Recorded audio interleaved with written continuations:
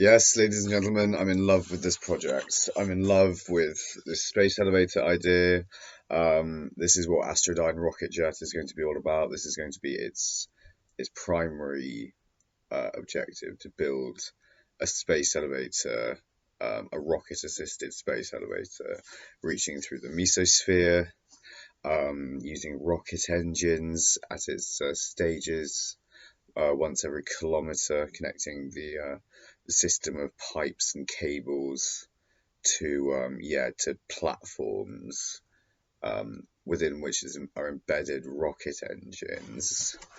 And these rocket engines will just be providing, corrective thrust, really, here, there, and everywhere, to try and keep it on course. Because fortunately, in the mesosphere, there's upwards winds, winds going upwards at 151 miles per hour. Or do they go the other way? Vertical winds. I don't know. Anyway, yeah, so we can take advantage of those, and or well, correct the orientation of the platform with the rocket thrust, right? So we'd have these platforms. Those would have, I guess, like reserve fuel tanks in the center of them. The climber would go up through the platform, and on the outside of the platform there would be these rocket engines providing thrust downwards towards the planet to keep it stable. Once we've got thrust coming from outside the atmosphere, coming from space, releasing tension on the whole structure, because it'll be providing thrust back towards the planet a little. Does that not become relevant until geostationary orbit? I don't know yet. I think this really needs experimenting with more, doesn't it? And building a working prototype. Platforms of jet engines, rocket engines, balloons. What I'm imagining is very, very pretty. It's very, very beautiful, this. It is. It's an elegant idea, I think. I think it's an elegant solution to a problem that we have. It's a way of using a lot less energy. I think also, in the mesosphere there's these vertical winds. So why not deploy chutes, maybe try to harness them, just to again reduce some of the tension on the cable and carry some of the weight, instead of having to again use rocket engines, and using the rocket engines more correctively, using something else to provide the thrust, like a sail made out of Kevlar. In the mesosphere also will have to withstand micrometeorites, because that's where everything burns up on re-entry. So yeah, one of the first layers of proper atmosphere.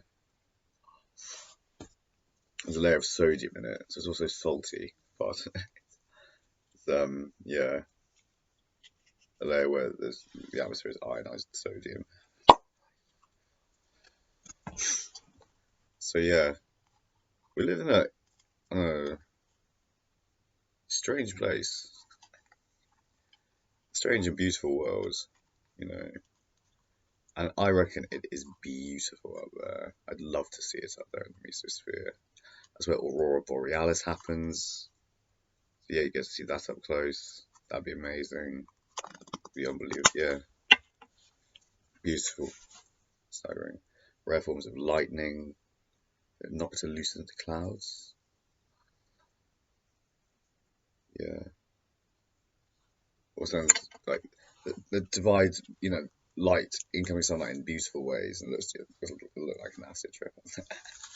I bet. It looks sweet, amazing, stunning, going through it all the way to space. So this structure's got to pipe a lot of things up there. Electricity for the elevator, water probably, oxygen in liquid form, liquid hydrogen, which it's very cold up there, so we could use that to the advantage of pumping things like liquid oxygen. It'd be like minus 110 degrees or something up in the mesosphere, I think, isn't it? So yeah, I mean, there's that. We can use that to our advantage, and it's just got to, in a way, it's always got to like follow, I think, the way of least resistance in nature, and try to always do what nature seems to want it to do, if you know what I mean, or like follow the most yeah, the most energetically inexpensive path.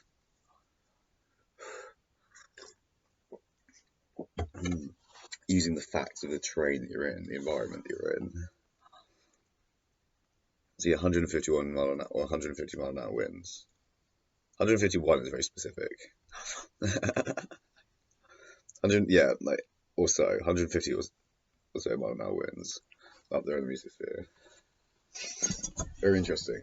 Not as far as the jet stream winds below them in the upper stratosphere. Yeah, the end of the stratosphere.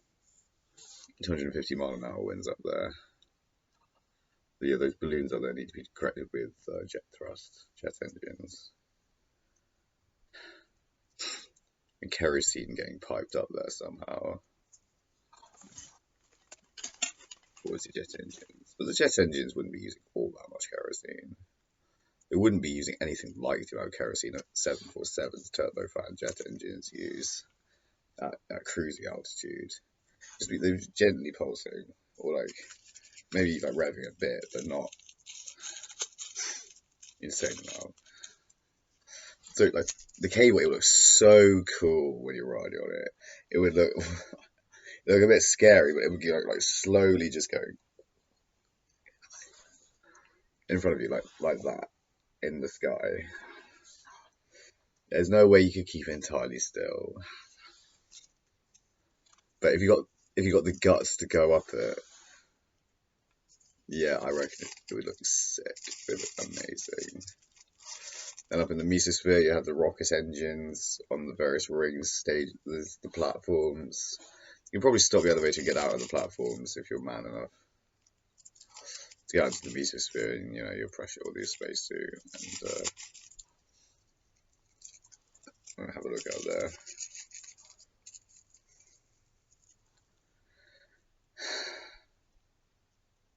Just stay on the couch. Yeah, I don't know.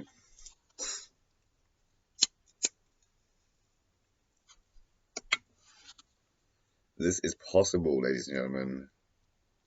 Yeah, it is. Yes, it is. To prove the concept, build a larger one, and the larger one. Then one capable of carrying rocket-sized payloads up there. Really big, heavy lifting one.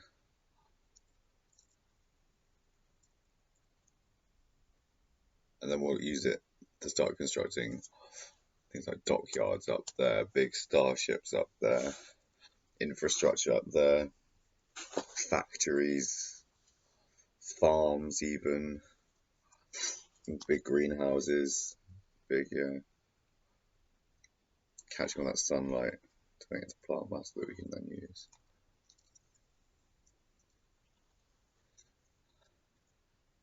That's the future, ladies and gentlemen. This is next generation technology.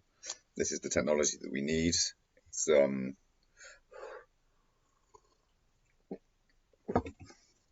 something I never really thought I would take seriously like this. It's something I saw just something else happening before I saw this happening. If you see what I mean, I always thought like it would be fusion propulsion or something like that lifts us out of the atmosphere on huge starships. Because you know, then we can use a tiny amount of fuel compared to the amount of fuel we're using at present, which is, you know, taking up like 90% of a rocket. If more of that could be payload, then that would be ideal, wouldn't it? The interim solution that I've crafted with the space elevator is to pipe propellant up a thing, either pre-burned or in its, you know, unburned liquid form. In its unburned liquid forms, and try and burn it through rocket engines. Keep structures up there stabilized. So it uses a lot of fuel.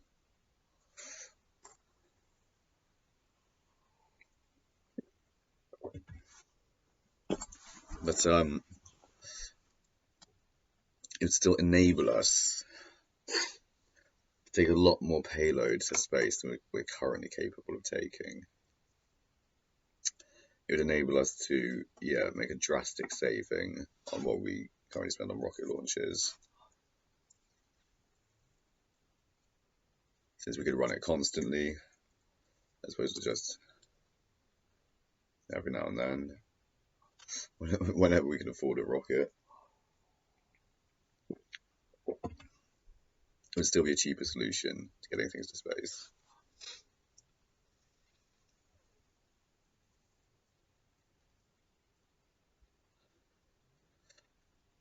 And I think it would be cheap and still if we did use things like parachutes, to try and harness the winds of the mesosphere and use that to create lift, and drive the cable. Then that would also help.